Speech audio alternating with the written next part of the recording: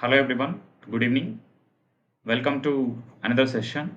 We're going to resume triads in surgery. This is part 2. So the first one is dual-phase triad. It is in appendicitis. So basically whenever we are having a patient presented with right iliac fossa pain, usually when palpating the abdomen, you know that there is something called McBurney's point. So usually in right iliac fossa, what happens is there will be hyperesthesia of the skin. So the first one is hyperesthesia of skin.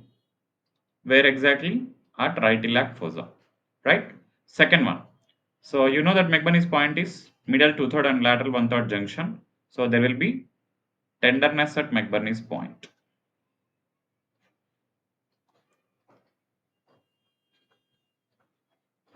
This is the second point. Then, so first one is hyperesthesia. Second one is tenderness at McBurney's point. Then, third one will be as the pain is very severe, usually there will be muscle guarding in that area. Okay, so that is the third point, muscle guarding at right iliac fossa. Okay, so these are the three important components of your Dulafoy's triad. Okay, it is seen in acute appendicitis. Right, coming to the next one, Galezia's triad. It is basically one of the important entities which comprises of all the fibrous diseases. For example, as you can see here in the picture, so this is nothing but your Peyronie's disease. One is Peyronie's disease, right? Then second one is you have the similar condition in palm, so which goes by the name usually that is called Dupuytren's contracture.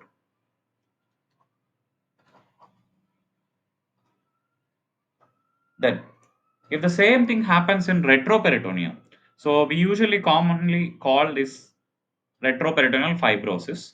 Again, it is of two types, primary and secondary. So, the primary retroperitoneal fibrosis is called Ormond's disease. Okay, right? So, these are the three important components of Galezia's triad. Okay, it is related to your fibrous diseases. Okay, fibrous component. Right, coming to the next one.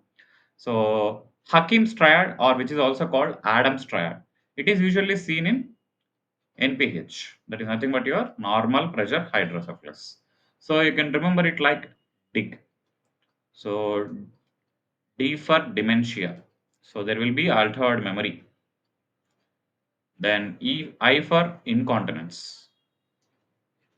What incontinence? Usually urinary incontinence. There will be loss of control over the urinary bladder. Okay. Then G for gait ataxia.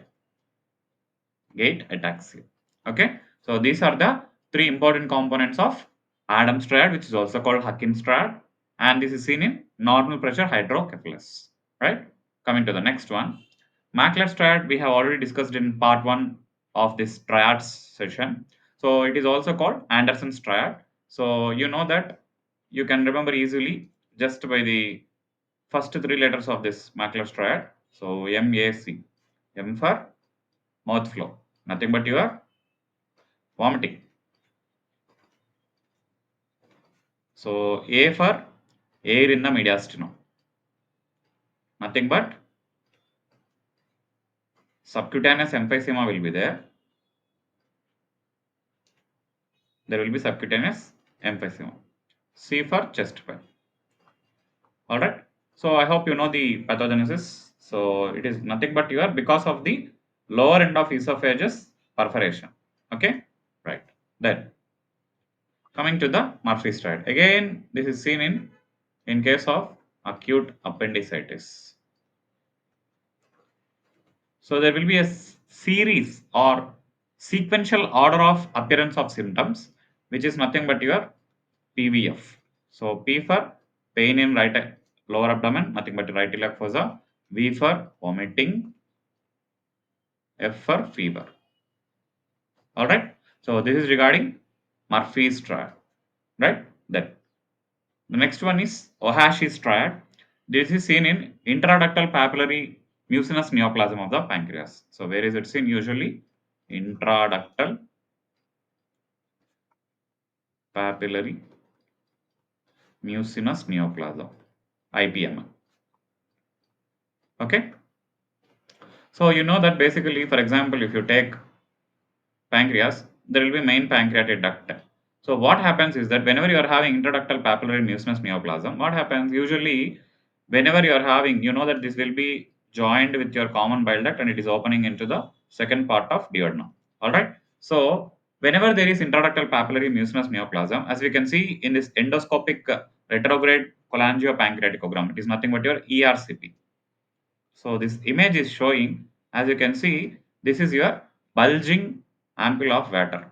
Okay, it is nothing but ampulla bulging, ampulla of water bulging, and this is nothing but your mucinous secretion. What is this? Mucinous secretion. This is the second component. So mucinous secretion coming from that bulging ampulla. And as you can see in this ERCP picture, this white, this tracing, that is nothing but your dilated MPD. Dilated main pancreatic duct. So these are the three components. Ampulla of water bulging, mucinous secretion coming from that ampulla, dilated ampulla, and the third one is dilated main pancreatic duct. So where do you see this triad usually? Intraductal papillary mucinous neoplasm, IPMN of the pancreas. So what is the name of the triad? It is called Ohashi's triad. Thank you.